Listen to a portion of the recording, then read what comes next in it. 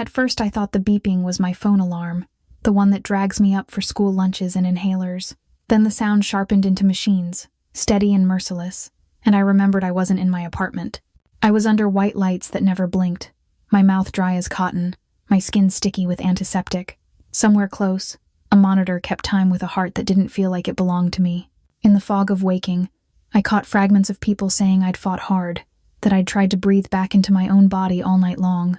Later, when the haze thinned, a nurse with tired eyes checked my lines and told me something that made my stomach drop harder than the bullets ever did. While they stitched me up and pushed blood back into me, I kept whispering a name.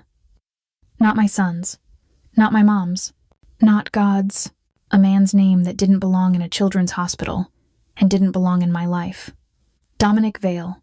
Even hearing it in that room felt like touching a live wire. I was shot twice in the employee parking lot, and the last thing I clung to was him. My name is Rachel Bennett, and I spend my days teaching terrified kids to trust a stethoscope and exhausted parents to take one breath at a time. I've worked pediatrics in Chicago long enough to know miracles show up wearing scrubs and dark circles. I've also learned you can be strong and still feel breakable. I'm a single mom, and the kind of tired that lives in your bones. The night I got shot, I'd already done a double shift, then raced home to check homework, pack tomorrow's snack, and pretend I wasn't scared of bills that never stop coming. Eli is 6, all elbows and questions, with asthma that likes to flare when the lake wind turns sharp. He knows how to count to 10 with me while I set up his nebulizer, and he knows that mommy's job is to help little kids feel better. He doesn't know how often I cry in the shower, so he won't hear it through the thin bathroom door. Lying in ICU bed, pain blooming under my ribs, I kept thinking about his hand in mine and how unfair it would be to leave him with a side of the bed gone. Dominic Vale wasn't supposed to be in my story. I knew the type the way you know a storm is coming. By the shift in the room, the way people straighten, the way silence falls. I'd seen him in the hospital before, a tall shadow in an expensive coat, never loud, never rushing, but making the hallway feel narrower. He carried power like it was part of his body, the kind of man who could buy anything, including peace, if peace had a price. And yet, when I lay bleeding on asphalt, it was his name my mind reached for. It happened a little after 9 p.m., when the staff lot was empty and my mind was on Eli's meds. I stepped into the cold with my badge on my pocket and felt the instinct I trust in trauma bays. Something was wrong before I could name it. A vehicle idled too close. Footsteps came too fast. Then flashes, blunt force, and the sick taste of metal. I remember gravel biting my knees. I remember reaching for my phone and finding air. I remember thinking Eli, and hearing Dominic's name echo inside me, like the only rope I could grab. What haunts me isn't only the gunfire. It's that I shouldn't have been there that late. My shift ended earlier, but my schedule was changed in the system that afternoon. A clean little swap that kept me charting alone. I blamed the usual chaos, short staffing, someone patching holes. Now I can't stop replaying it. Somebody moved my name like a chess piece. Somebody made sure Eli's mom walked into that lot after dark, when the cameras were glitchy and the exit gate stuck open. That wasn't an accident. It was a decision, and I was the one who paid. That first day of waking, I kept waiting for Eli's face, for the normal world to prove it still existed. Instead, I watched unfamiliar security men rotate outside my door, and I felt the air shift whenever Dominic was near, like the building itself respected him. I learned he'd been called because I had his number saved as my emergency contact. I don't remember typing it in, but I believe I did. I must have, because even half dead, my body reached for the one person I was sure would show up and make the chaos stop before I sank. The scariest part is what that name means. Dominic isn't a doctor, or a cop, or a friend from church. He's the kind of man people avoid naming out loud, the kind who solves problems in ways my world refuses to describe. I should have been terrified. I should still be. But stitched to machines, I kept circling one question. Why him, when my life was slipping away? The answer starts 6 months earlier in the pediatric ICU, when a little boy was dying and Dominic Vale walked in wearing grief like a suit. And I noticed, before I understood, 6 months earlier, on a Tuesday that blurred into Wednesday, I was back under the pediatric ICU fluorescence at Lakeview Children's Hospital, running on vending machine coffee and muscle memory. The unit always smelled like sanitizer and warmed plastic, like hope packaged in sterile wrap. My badge dug into my collarbone as I leaned over a chart, trying to balance lab trends with the fact that I still had to pick Eli up from my neighbor's couch before sunrise. His rescue inhaler was in my pocket, because I never trusted it to stay in his backpack. Room 7 belonged to a 4-year-old named Noah Vale, a tiny body lost in wires, pneumonia turned mean, oxygen numbers sliding the wrong way. His mom had been crying for hours. His aunt kept calling family who couldn't get flights. Then Dominic arrived. He didn't announce himself, but the hallway shifted anyway. 2 men in dark coats stayed a pace behind him, eyes scanning corners like the hospital was a street. Dominic's suit looked expensive without trying, yet his hands shook when he touched the bed rail. He stared at Noah the way I stared at Eli when his chest tightened. I'd already been on my feet since 6 a.m., first in step down, then floated to ICU because someone called out. That kind of scramble was normal lately. What wasn't normal was a resident trying to label Noah as stable enough, because the unit was full. I watched his breathing pattern, the small pauses, the fatigue behind each inhale, and I felt the cliff edge. I pushed for another blood gas, for a broader antibiotic coverage, for a chest ultrasound to rule out the complication nobody wanted to find at 2 a.m. I wasn't loud. I was relentless. Dominic stood near the wall, trying to look like stone, but his eyes gave him away. Every alarm made him flinch. Every time Noah coughed, his jaw tightened like he was swallowing panic. I'd met plenty of families with money and connections, and they usually tried to control the room. Dominic didn't. He just listened, absorbing every detail I offered, nodding once like it was a promise. When I adjusted Noah's blanket, I caught Dominic's gaze on my hands, on the steady way I moved. It felt like being assessed. Not as prey, but as someone he needed to trust. Between tasks, I checked my phone under the counter, the way every parent in Scrubs does. Mrs. Alvarez had texted that Eli finally fell asleep after his nebulizer, that his wheeze was better, that I didn't need to rush unless I wanted to. I wanted to, always. The guilt of leaving him never faded. It just learned to sit quietly while I saved other people's kids. I pictured his hair sticking up, his pajama pants too short, the plastic spacer on his nightstand like a tiny lifeline. Then I looked at Noah and reminded myself that someone else's child deserved my full attention too. Around 3:30 a.m., the numbers dipped again, and the team moved faster. The extra tests came back ugly, confirming what my gut had been shouting. We escalated care before the slide became a free fall. When the new meds finally steadied Noah's breathing, his mother collapsed into a chair like her bones had been holding up the whole night. Dominic didn't cry. He just exhaled, slow and shaky, as if he'd been underwater. After the room quieted, he followed me into the hallway and pressed an envelope into my hand with the certainty of a man used to solving everything with resources. I didn't open it. I didn't have to. I'd seen enough thick envelopes to know what kind of gratitude they carried, and I'd seen enough hospital politics to know how fast thank you becomes favor. I slid it back to him with my palm flat, gentle, but unmovable. I explained, the way I explain hard things to parents, that caring for Noah was my job and my choice, not a transaction. If he wanted to help, he could put his money where it wouldn't bend a nurse's spine. Equipment, staffing, the pediatric wing that never had enough. Dominic stared at me like I'd rewritten a rule he'd lived by.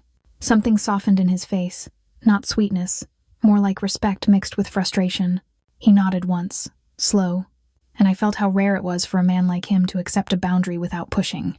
He didn't ask for my number. He didn't flirt or plead.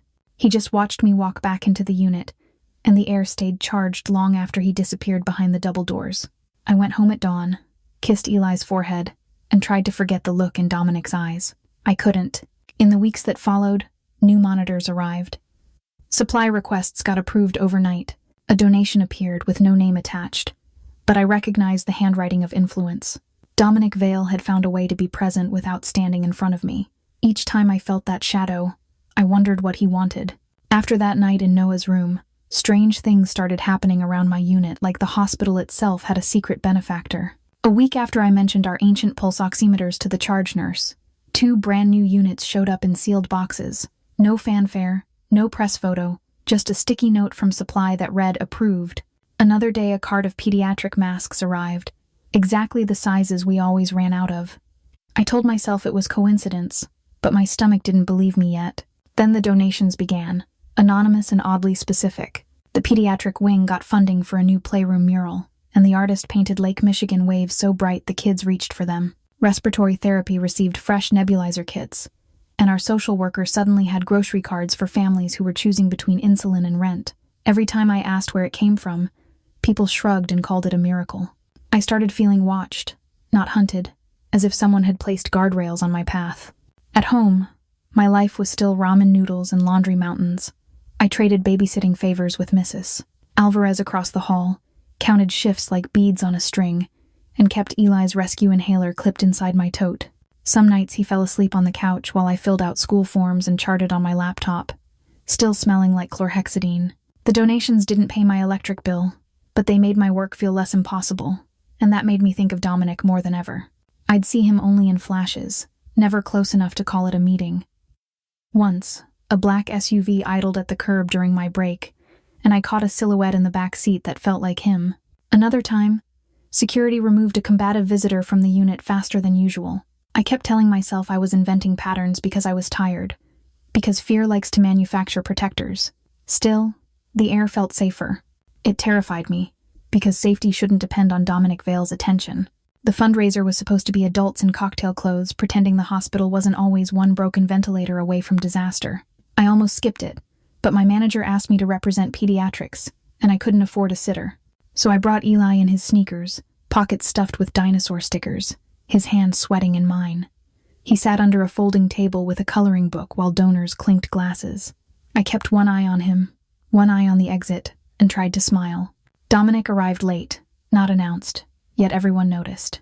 He didn't work the room the way rich people do, collecting compliments. He drifted toward the pediatric families invited to speak, kneeling beside wheelchairs, listening like time belonged to them. Eli, who never warmed up to strangers, edged closer with a sticker in his palm. Dominic accepted it like it was a medal. A few minutes later, Eli laughed, the bright, belly kind I hadn't heard in weeks, and something in my chest loosened against my will. I watched Dominic with children the way I watch new meds enter a fragile IV line, hopeful and suspicious at the same time. He seemed to understand how to be gentle without making a show of it. When Eli's cough tickled up from the dry banquet air, I found my inhaler before panic could rise. Dominic noticed anyway. His awareness made me feel seen, not exposed. I hated how much I wanted that. Eli left cracker crumbs on my dress, and I still felt lucky. A week after the fundraiser, my ex hit me with another custody threat, wrapped in legal language he barely understood. He wanted to punish me for working nights, for not needing him, for moving on from the version of me he could control. I spent my lunch break calling the courthouse, shaking as I penciled dates on a sticky note. Then, the next morning, the pressure evaporated. The filing was withdrawn. His messages stopped. Nothing in my world resolves that cleanly. I didn't ask Dominic. That was when Dominic stopped being a rumor and became gravity. I could explain a donation as generosity, a fundraiser appearance as obligation, but I couldn't explain my ex backing off like he'd seen a ghost. I started wondering what Dominic could do, and what he'd already done, without me ever knowing. It should have made me run. Instead, it made me think of my ICU bed and the name my body chose. Maybe it was survival. Either way, I felt my orbit tightening fast. Chicago teaches you attention has a price. A nurse can move through the city unnoticed, but a nurse in Dominic Vale's gravity becomes a rumor. I noticed stairs in the staff garage, a sedan idling near my apartment, and my name traveling ahead of me. At work, my schedule started shifting. Tiny edits nobody claimed. I tried to laugh it off as stress. Still, when I swiped my badge after dark, the back of my neck tightened, like something out there had finally seen me. At 11:30 p.m., I finally peeled my badge off my scrub top and stepped out the staff entrance, blinking like I'd been underwater. The hallway warmth gave way to November air that smelled like lake wind and car exhaust. My feet ached from 12 hours of tiny emergencies, and my brain kept reciting Eli's bedtime routine like a prayer. Inhaler, story, nightlight, kiss. I tightened my coat, checked that my keys were between my fingers, and walked toward the west lot the way I always did. Head up, shoulders loose, eyes moving. The hospital behind me hummed, but the lot ahead felt muted, as if someone had turned the city's volume down. No laughing interns cutting across the asphalt, no security cart rolling by, just sodium lights buzzing over empty rows and a thin crust of frost on windshields. I told myself it was late and I was jumpy. Still, my instincts kept tapping me on the shoulder. Fear wastes oxygen, I reminded myself, the way I tell parents in panic. Breathe, assess, act. A black SUV sat near my row with its headlights off, too still to be a rideshare, too clean to be staff. I slowed without stopping, pretending to search my bag while I looked for reflections in the windows. The driver's side door opened. Then the passenger. 2 men stepped out. Not rushed, not sloppy. Their spacing was practiced. Like they'd rehearsed where to stand so I couldn't slip past both at once. Their hands stayed low but ready, shoulders square, eyes scanning the edges of the lot before they settled on me. I felt my pulse climb, and I made myself count. In through the nose, out through the mouth. I kept my voice steady when they addressed me, but I won't pretend I was brave. I was functioning. One of them asked about a name that didn't belong in my mouth or my charts. Sienna Rusk. He implied I'd seen something in patient files. Something about her father's visits. Something I wasn't supposed to notice. The words hit like cold water. I'm a nurse. I protect kids and I protect their privacy. HIPAA isn't a slogan to me. It's a line I won't cross, even when I'm scared. My confusion made me angry. I hadn't looked for secrets. If I'd noticed anything at all, it was the way sick children sense adult tension long before we think they can. I tried to explain, carefully, that I didn't know what they were talking about, that my access to records existed for care, not curiosity. They didn't care about my ethics.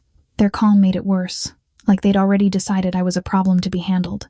I shifted my weight, angling my body toward the emergency entrance, calculating distance, light, cameras.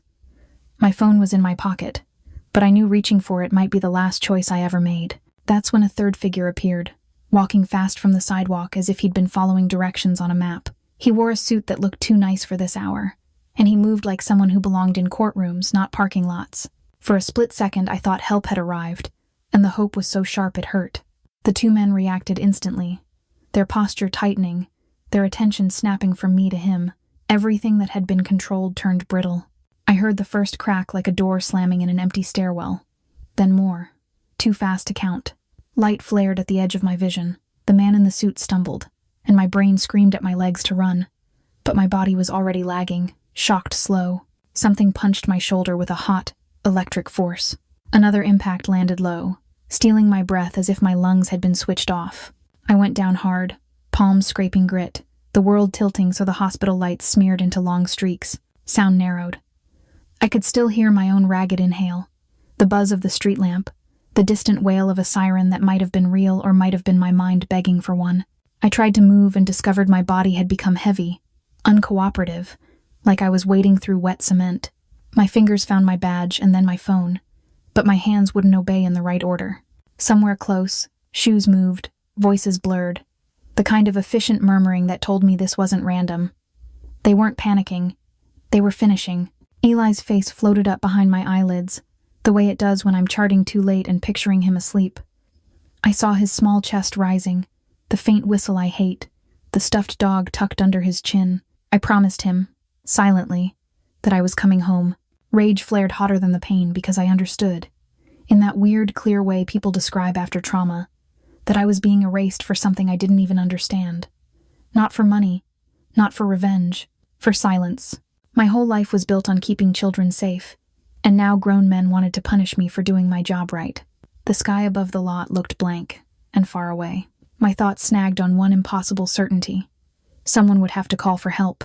I let the darkness take me, still reaching for a name I shouldn't know. The cold pavement was the last thing I understood. My cheek pressed into grit, and the sky above the lot looked like a blank TV screen. Sirens arrived late, then closer, then inside my ribs. I tried to inhale and got a shallow, metal taste like my mouth tasted rust. Hands found me, gloved and fast, rolling me onto something hard. The night air vanished under a blanket that felt too thin. Someone cut my coat, and the sound of tearing fabric made me furious for no reason. A flashlight swept my pupils. Then fluorescent glare swallowed everything at once. In the ambulance, time snapped into frames. Plastic tubing at my nose, pressure on my arm, a voice counting numbers I couldn't hold on to.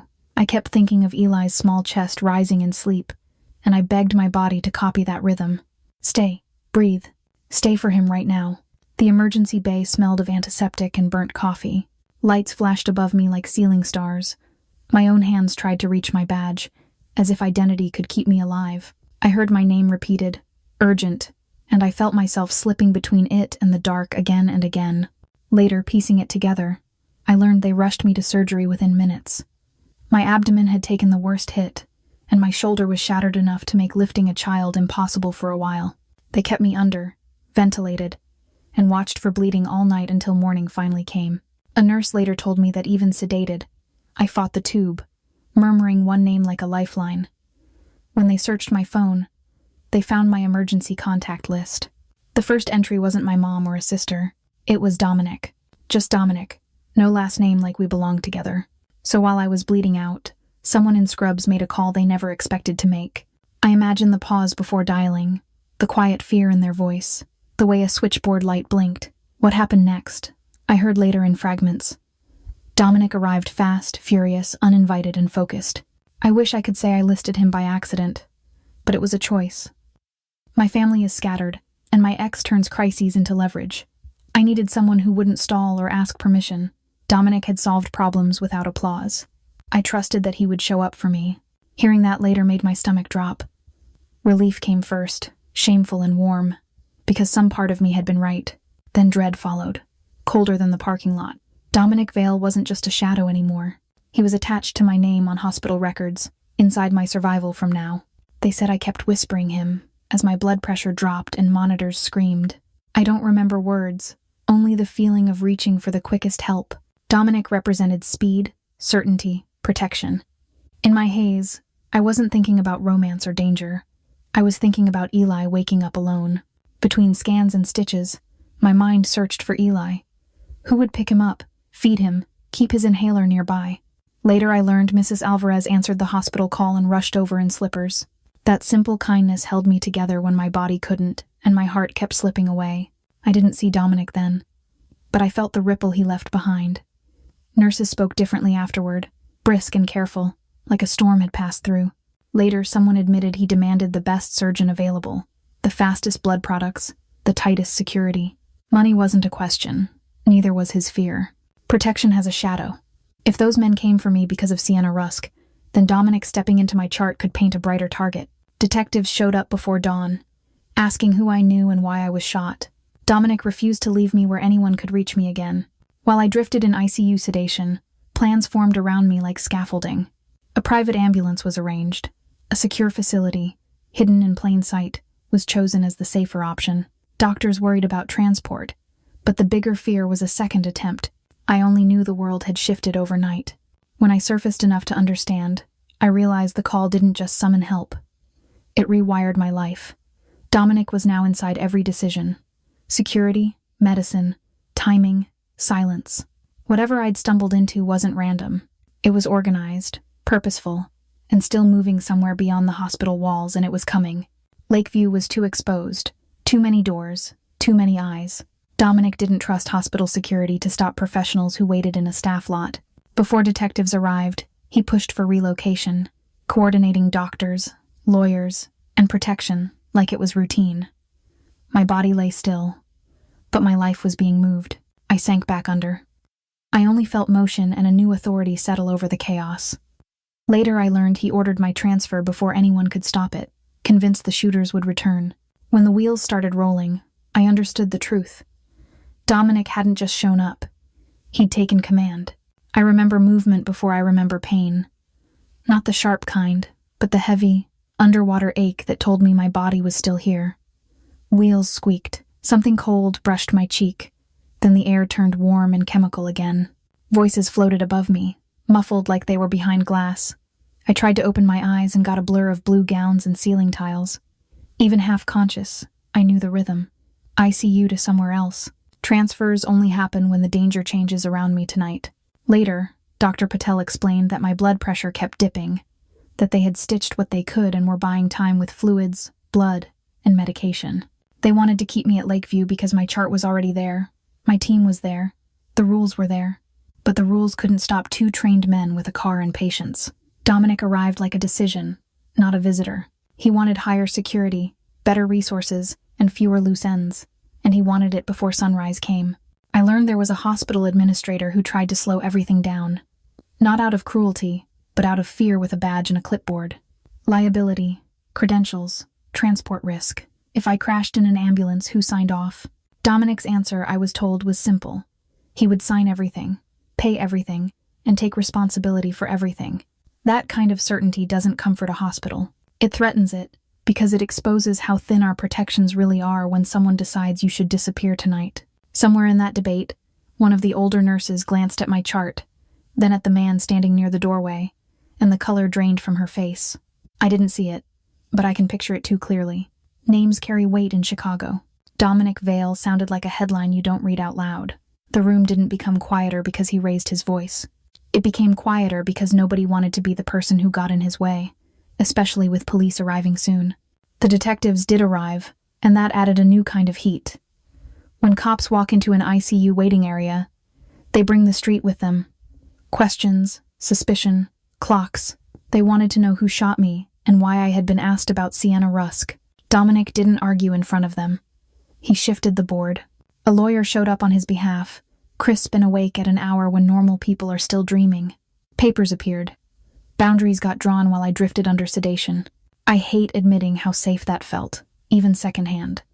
I was a single mom who'd spent years doing everything alone, measuring risk in inhaler puffs and daycare deadlines. Now my life was being handled like a classified file. Part of me was grateful. Another part was horrified. Because gratitude is a door. If Dominic could move an entire hospital staff with a look, what did that make me? A patient, a liability, a possession. I didn't know which one scared me most in that moment. They stabilized me the way nurses do when they refuse to let a story end early. Lines secured, dressings checked, a portable monitor strapped close enough to my body to read every tremor, a ventilator setting adjusted so my lungs could rest. I caught flashes of hands taping, clipping, labeling, the quiet choreography of people who have held strangers together for a living. The risk was real, but staying put was its own gamble. Everyone in that room knew it, even if nobody said it. The transfer itself felt like sliding through a tunnel. Elevator hum, doors opening, a gust of colder air near a service entrance. For a second I smelled diesel and winter, and the sweetness of hand sanitizer on someone's sleeve. The ambulance wasn't the city kind I'd ridden with patients before. Later they told me it was private, stocked like a moving ICU, staffed by people who moved with calm. Outside, footsteps kept pace on both sides, as if my stretcher was a secret worth guarding. River North came to me as blurred lights, and the sense of being underground without actually going down. Secure doors, keypads, a lobby that looked like a renovated office, not a clinic. When I finally learned where I'd been taken, my throat tightened. Dominic owned a place with ICU beds and surgeons on call, tucked into the city like it had always existed. I wanted to be angry at the power. I also wanted to sink into it, because exhaustion makes comfort feel like truth. By the time my vitals steadied, the story around my body had already grown teeth. There was talk of a third victim, a man in a suit who tried to intervene and ended up on another operating table. There were whispers about names, about a senator's daughter, and records never meant to connect. Dominic's protection didn't end the danger. It relocated it and tightened it. I lay in a room and realized the question had changed from who shot me to why they chose me. They told me River North was quiet, but my room never was. Machines sighed. Footsteps kept looping past my door, like somebody was pacing a boundary. I lay there half-fogged, staring at the ceiling, trying to remember my own last name before sleep took it again and left me blinking. When the nurses adjusted my IV, I caught scraps of conversation in their faces, not their mouths. The careful kindness got sharper when certain names drifted through. Someone had been shot beside me, someone in a suit, someone who did not work at Lakeview, yet ended up in surgery too. A day later, Dr. Patel explained the third victim was an attorney named Ethan Mercer, 40-something, corporate law on paper, political work in practice. He had shown up in that lot as the shooters closed in, and he took the extra bullets meant to silence whoever spoke before anyone could. Ethan's files, the detective said, connected to Senator Clayton Rusk, the kind of man whose smile lives on billboards while his power lives in back rooms. Ethan had been preparing to testify about money moving wrong, favors traded quiet, and the panic that follows daylight when the truth gets receipts. That name punched me awake because it pulled Sienna Rusk back into my memory, the one the shooters demanded in the parking lot. I had heard it like a threat and a password. Now it sounded like a family secret, wrapped in political protection and hospital privacy. I never wanted. Sienna was treated in our pediatric wing under layers of discretion, the kind reserved for celebrities and senators' families. Only a few staff were cleared. I wasn't on that list, but I floated through the same hallways, charting meds, noticing patterns, doing my job too well, and that was enough. The worst part wasn't learning Ethan had been the intended victim at first. The worst part was hearing the other conclusion. The shooters arrived early. They waited for me. My badge, my car, my tired walk from a double shift. I wasn't collateral. I was the target by design alone. Once that settled in my chest, rage followed, clean and hot. I am a nurse. I live by HIPAA, by the idea that patients own their stories. Yet someone decided my access to charts made me dangerous. Not because I stole anything, but because I could notice the wrong thing. All I ever did was the smallest human thing. I saw a teenage girl with security hovering at her door, and fear sitting behind her eyes. I asked if she was okay, the way I ask every kid. In a clean system, that's compassion. In a crooked one, that's evidence. I started thinking like a defendant, which is a horrible way to live. If they wanted me erased, they could also paint me as a thief of records, a gossip, a liar. They could take my license and my son in one stroke. Eli's face kept popping up, alight. Dominic's people moved around the facility with quiet purpose, not white coats, more like trained calm. I didn't see guns. I saw earpieces and careful scanning, doors that opened only after a nod. It was unsettling, but it also told me he believed the next attempt was real, not paranoia. From bits I overheard, the detectives and Dominic's attorney were circling the same facts. The shooters weren't desperate guys. They were disciplined, hired, connected. The black SUV wasn't random. The schedule change that kept me late suddenly felt like a hand on my shoulder, steering me into headlights on purpose. I wanted to scream, but my ribs wouldn't let me. So I fought in my head. I became a pediatric nurse to protect kids when adults fail them. If powerful men could twist empathy into suspicion, then my only defense was staying honest and steady. I refused to become numb. In the small hours, grief slipped in. Not dramatic grief, just the practical kind that counts what was taken. My strength, my sleep, the summer I promised Eli at the lake. I pictured him waking up wheezing, reaching for me, and finding an empty room. That picture turned me cold. That's when the truth landed fully. Surviving didn't close the file. It opened it. Whoever sent those men expected my heart to stop in a hospital parking lot, like a mistake everyone would forget. Now I was breathing in a room, and breathing creates problems for whoever ordered my erasure. Dominic treated that reality like a timer counting down. I felt him when he wasn't in my room, like pressure in the air. People came and went with folders. Names got written, crossed out, rewritten. Someone pulled footage and ran plates. Dominic wasn't waiting for answers. He was building them. I lay there, stitched and furious, realizing my life had wandered into a fight I never asked for. A senator's secrets and an attorney's death had brushed against shift, and the contact tried to erase me. If they missed once, they'd try again. Dominic Vale wasn't waiting. He was hunting. The River North facility learned my rhythms before I did. Doors clicked softer at night, like the building didn't want to wake my pain. Men I never met rotated past my room in quiet shifts, shoes silent on polished tile. Even the nurses seemed to speak with their eyes, not their mouths. I could feel the air tighten whenever an elevator opened. Somewhere beyond the frosted glass, Dominic's world was moving, and my battered body was the reason. I lay, listening, pretending I was asleep. I didn't get briefings. I got echoes. A laptop closing in the hallway. A clipped update passed between security and staff. A printed photo slid into a folder. Names floated up and sank again, but two stayed. The shooters were Russian-connected enforcers, and their chain led to Viktor Orlov. I didn't know Orlov personally, but I understood the tone that came with his name, the way people said it like weather you can't stop. It made my skin prickle, because storms always come back around. Then the story shifted. Fast. One of the men who shot me was already dead, not in a dramatic shootout, but in the quiet, efficient way that tells you someone erased a loose end. The staff didn't say details, and I didn't ask for them, but I felt the implication land in my ribs. If a professional could be cleaned up overnight, so could a nurse with a charting password and a child at home. That thought kept me awake when the meds begged otherwise. I couldn't leave my bed, but I could feel the city being nudged. A nurse mentioned a Russian club getting inspected. A paramedic hinted that an old warrant suddenly mattered. Another staffer said federal cars had shown up at a warehouse by the river. Nothing was loud enough to make the news, but it stacked like dominoes. Dominic didn't need sirens. He needed leverage. The people tied to Orlov started losing money, time, and comfort, and they didn't know who to blame. Not yet, anyway. Sometimes I caught Dominic only as a silhouette through the door crack, a shoulder leaning in while someone handed him a tablet. He never stayed long enough for my questions. He moved like he was balancing three fires, my medical chart, the detectives circling, and the enemies outside. I learned later his attorney was negotiating access for the police without giving up my location. Even half asleep, I understood the chessboard. Keeping me alive was one problem. Keeping the truth usable in court was another entirely. That's how I realized Dominic wasn't acting on impulse. He was shaping pressure the way I titrate medication, small doses, watch the response, adjust. People around Orlov began to look over their shoulders. Not because a headline screamed, but because money stopped flowing and doors stopped opening. I hated that my safety depended on fear as a tool. At the same time, I hated the alternative more. A world where I bled out on concrete, and nobody with power cared enough to intervene for us. Part of me wanted to be grateful in a simple way, the way you thank someone who brings soup when you're sick. But gratitude wasn't clean here.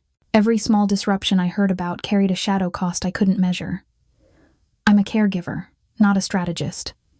I know how to calm a scared child, not how to squeeze an empire. Still, I couldn't deny the relief of knowing someone was finally moving faster than the people who wanted me gone. That relief scared me too. The strangest comfort came from something almost ridiculous.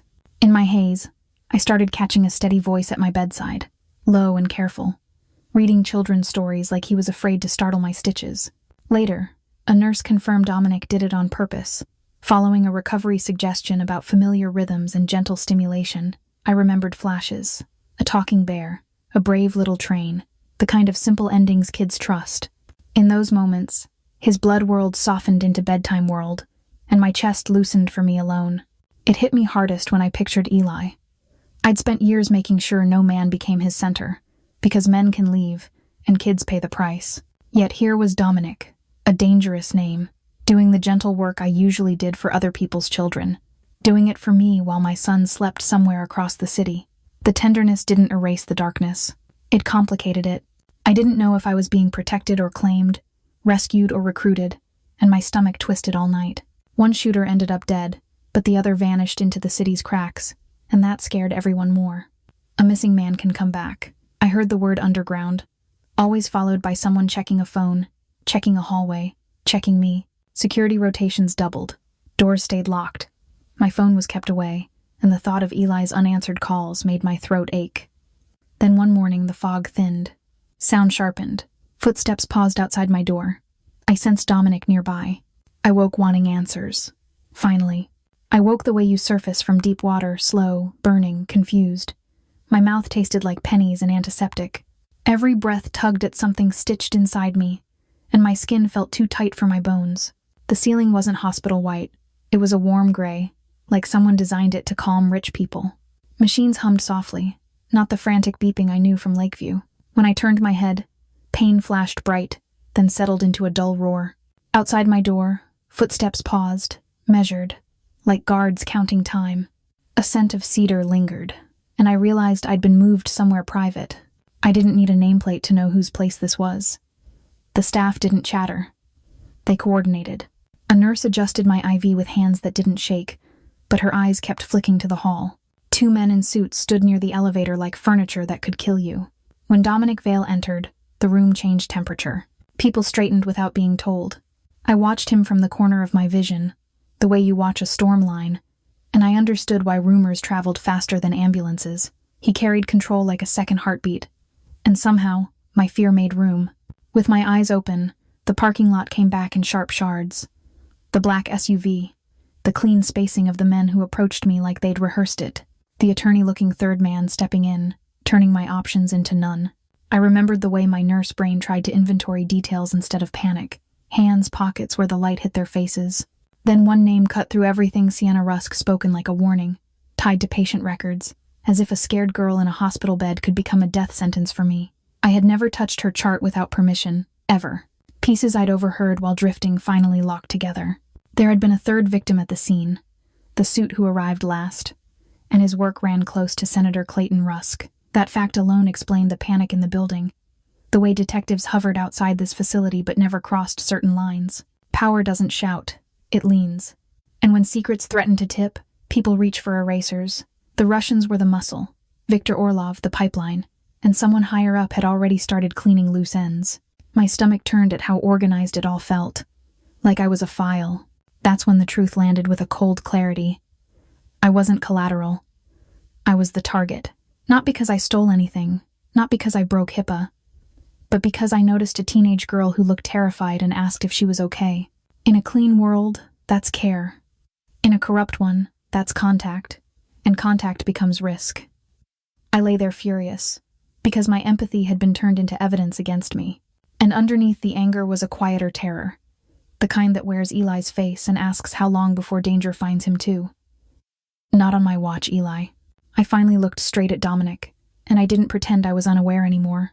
I felt his attention settle on me like a hand on the back of my neck, steady, possessive, almost gentle. I pieced together why the nurses moved faster when he appeared, why legal papers arrived before questions did.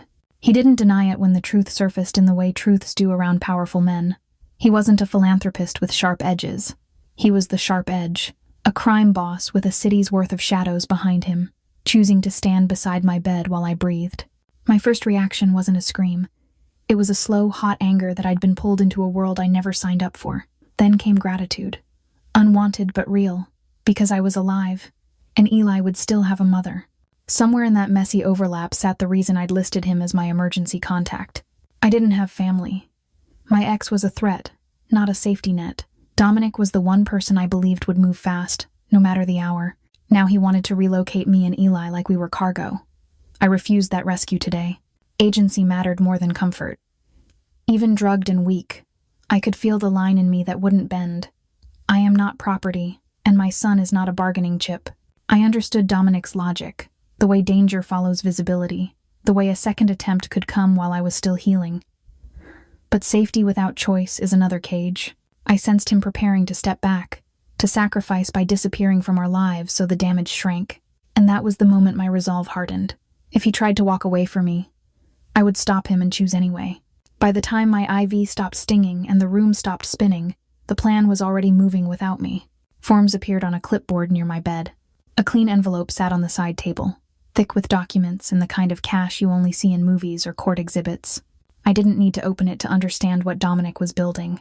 A life raft that didn't ask whether I wanted to swim. What I learned through secondhand explanations was surgical in its precision. A furnished apartment somewhere warmer. A new name that would not connect to Rachel Bennett. A safe job placement that sounded like a favor dressed up as opportunity. A school transfer packet for Eli, complete with immunization requests, and a list of approved tutors, as if my son were an asset being reassigned. I could see Dominic's people moving through the city, checking boxes, smoothing problems before they existed. Part of me was grateful in a way that hurt.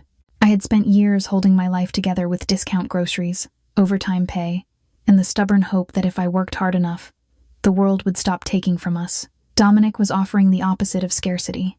He was offering speed. But the more complete his plan looked, the smaller I felt inside it, like my choices were being wrapped in bubble paper and shipped. I recognized the move for what it was. Protection, yes, but also control. It wasn't just about bullets. It was about emotions. Dominic could run a city's shadows, but he couldn't stand the idea of needing someone. So he tried to solve me the way he solved threats, by relocating the problem, by sealing it away, by making sure nothing could touch it. And if nothing could touch me, then I couldn't touch him either. Distance as safety. Distance as armor. Every time I imagined agreeing, my mind went straight to Eli. Not the abstract idea of him, but the real kid with sleep-warm cheeks and an inhaler that always lived in my bag. Eli, who had finally made friends in our building. Eli, who knew which corner store let him pick a sticker if he remembered to say please. Eli, who woke up coughing on cold nights and needed me steady, not frantic. Uprooting him wasn't a line item. It was a rupture. And then there was my work. Being a pediatric nurse wasn't just a paycheck. It was the one place my heart knew what to do with its broken parts. I had held babies through fevers and watched teenagers pretend they weren't scared. I had advocated for kids whose parents were too exhausted to argue. Dominic's plan asked me to become someone who vanished. Someone who stopped showing up for the children who would never know my name but would remember my hands.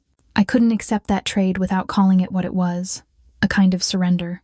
In the middle of all this, the detail that kept scratching at my brain finally turned into something sharp. The night I was shot, I wasn't supposed to be leaving late. I remembered checking the schedule on my phone and feeling that odd, irritated confusion, because my shift had changed. At first, I assumed it was a simple mistake. Now, lying in a guarded room while powerful men rearranged my future, I couldn't keep that assumption. Someone altered my schedule on purpose. Someone inside the system knew exactly when I would walk into that parking lot. That realization wrecked the fantasy of running. If an insider could move my name on a screen, then geography wasn't the cure. The danger wasn't only in Chicago streets or Russian enforcers or a senator's panic. It was in keycards, logins, and people who smiled at you in the break room.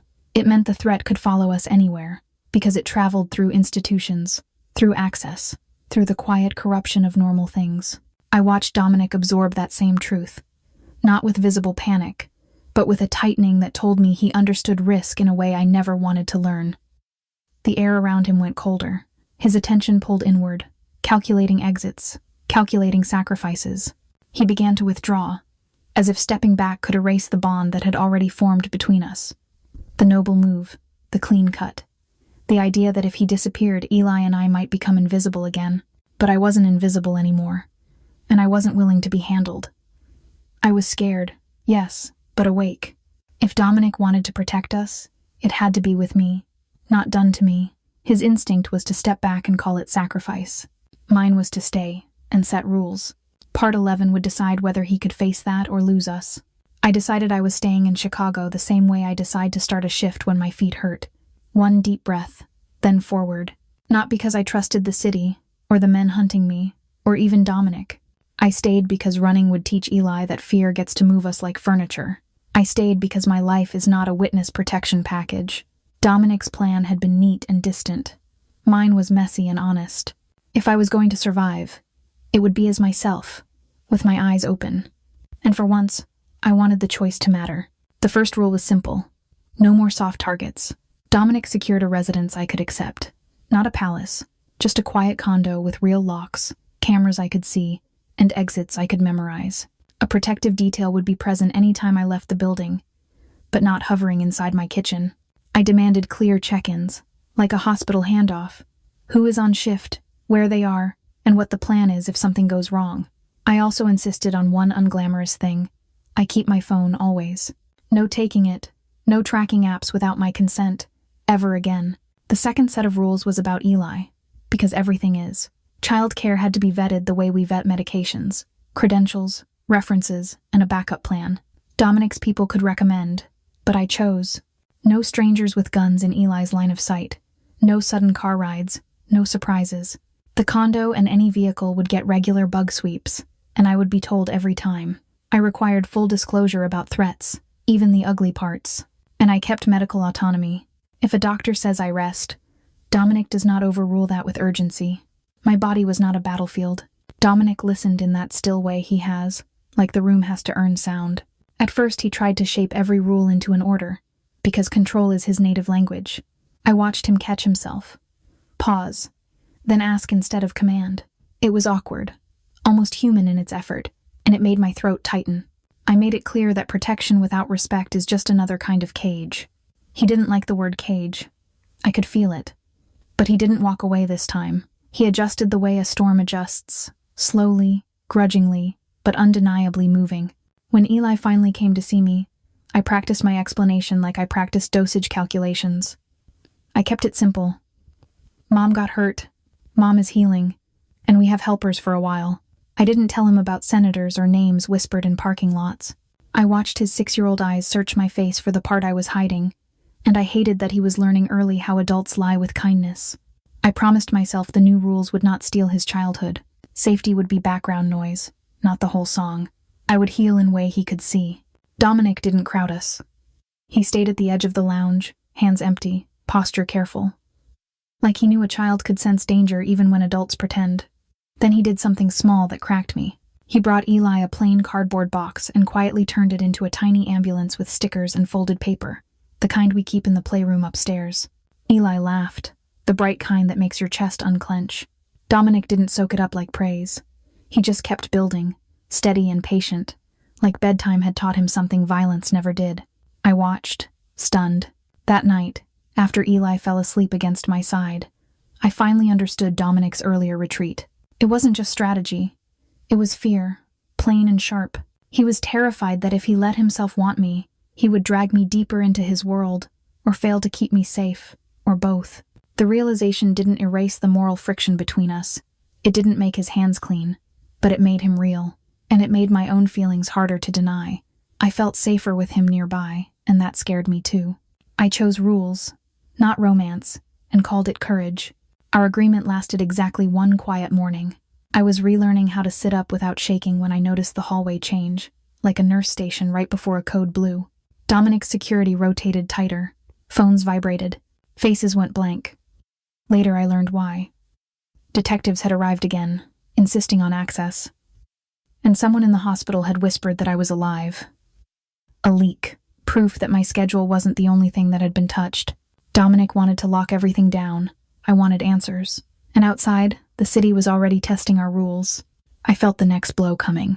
By the time the sun turned the river north windows pale gold, our new rules were already on trial. A detective team pushed for access, not just to me but to the facility itself. And someone had tipped them that I was alive.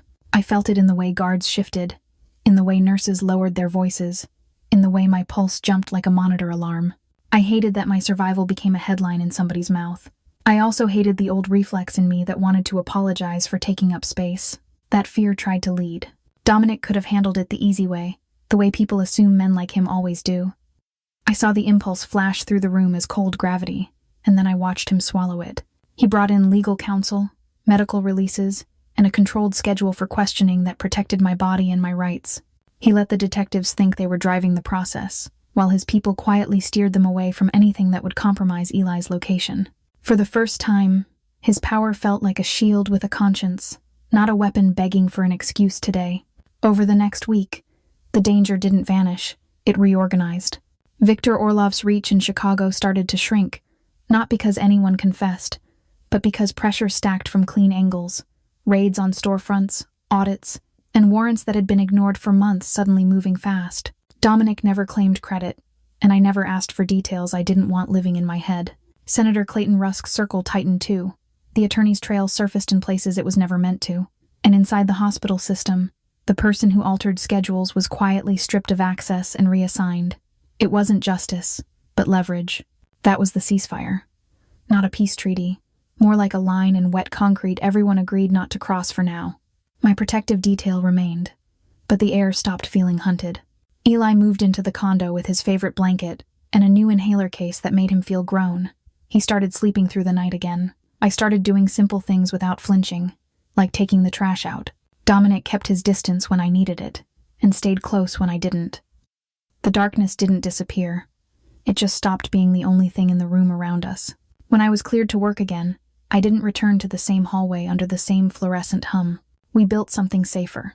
Through Dominic's legitimate holdings, a pediatric clinic opened on the south side with evening hours for parents who cannot miss shifts. There was a respiratory corner stocked for kids like Eli, and a social worker who could find inhalers before a family spiraled. I helped design it with the stubbornness of a nurse who has watched parents choose between rent and medicine. Nobody had to know our whole story. They walked in, got help, and left lighter. It hit me while I was teaching a mom how to use a spacer. Dominic hadn't only saved my body. He had protected my choice. He could have hidden me, renamed me, turned me into a ghost for safety. Instead, he learned restraint so my life could stay mine. I still held boundaries like handrails. I still refused to let his world swallow Eli's. But I stopped pretending I felt nothing when he showed up, not demanding, just present. Love, I realized, isn't proved by possession. It's proved by what someone is willing to surrender so you can stand upright. Now when I think back to the parking lot, I don't romanticize fear. I remember the cold, the silence, and the way Eli's face kept me breathing. I also remember what came after. Rules, hard choices, and the decision to keep my agency when disappearing would have been easier. Compassion made me a target in a crooked system, but it also made me worth saving. If you've ever felt small against power, hear me. Boundaries are bravery. And if this story stayed with you, please like, share, and comment what you would choose so we can talk through it together.